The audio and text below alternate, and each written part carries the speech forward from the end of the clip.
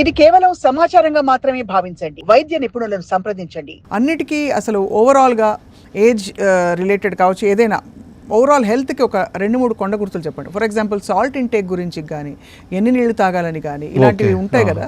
So what is salt intake, ఎన్ని నీళ్లు తాగాలన్నది బేసిక్గా the nephrologist a better way to tell or a cardiologist. But as a surgeon, ఇప్పుడు మన physician point of view మనం చెప్పగానే సర్జన్ పాయింట్ ఆఫ్ వ్యూ చూసినట్టే కనుక for the healthy blood vessels, మన రక్తనాళాలు హెల్దీగా ఉంచుకోవాలి అంటే బేసిక్గా మోస్ట్ ఆఫ్ దెమ్, ఇప్పుడు India is going to be diabetic capital of the world, already చాలా ఎక్కువ ఉంది. డయాబెటీస్ ఉన్న వాళ్ళు స్ట్రిక్ట్ డయాబెటిక్ కంట్రోల్ ఉంచుకోవాలండి. That's very important. నేను ఇందా చెప్పినట్టు కంట్రోల్లో ఉన్నా సరే న్యూరోపతి కాంట్ ఎస్కేప్ అన్నాను. కంట్రోల్లో ఉంచుకుంటే అట్లీస్ట్ రక్తనాళాల బ్లాకేజ్ అనేవి మనం డెఫినెట్గా తగ్గించుకోగలం. హైపర్ టెన్షన్ డెఫినెట్గా కంట్రోల్లో ఉంచుకోవాలి. It's very important.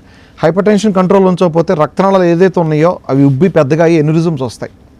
ఎన్యూరిజంకి మెయిన్ కారణం hypertension and smoking.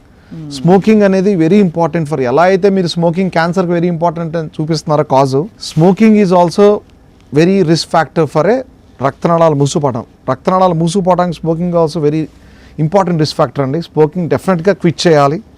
Okay, ఎలా అయితే కార్సినోజెనిక్కో రక్తనాళాలకు కూడా మీరు కార్డియాక్ హెల్త్ చూసుకున్నా సరే స్మోకింగ్ డెఫినెట్గా క్విట్ చేయాలి. అట్ ద సేమ్ టైం మన బాడీలో రక్తనాళాలు మూసుకుపోకుండా ఉండాలన్నా స్మోకింగ్ క్విట్ చేయాలి. And healthy life style. ఇప్పుడు కొంతమందికి రక్తనాళాలు మూసుకుపోతే కనుక డైలీ మనకు వాకింగ్ ఎక్సర్సైజ్ కానీ బేసిక్ ఎక్సర్సైజ్ కానీ ఉంటే కనుక ఒకవేళ మూసుకుపోయిన రక్తనాళాలు గల్లీల నుంచి, కొలాటరల్స్ అంటాం, ఇప్పుడు మనకి మెయిన్ రోడ్ బ్లాక్ అవుతే ఎలా అయితే గల్లీల నుంచి వాహనాలు వేసుకుని వెళ్ళిపోతామో అలాగే మెయిన్ రక్తనాళాలు కానీ మూసుకుపోయినా సరే మన బాడీ న్యాచురల్గా ఏమవుతుంది, కొలాటరల్స్ ఫామ్ చేసుకుంటుంది. అవి కొలాటరల్స్ ఫామ్ చేసుకొని ఎటువంటి ప్రాబ్లం కాకుండా చూసుకుంటుంది.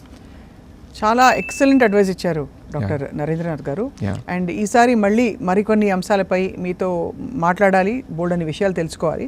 ఇవాళ ఒక కొత్త సబ్జెక్ట్ గురించి, ఫ్యాకల్టీ ఆఫ్ సూపర్ స్పెషాలిటీ గురించి చెప్పినందుకు ధన్యవాదాలు sir. Thank you so much. నమస్కారం.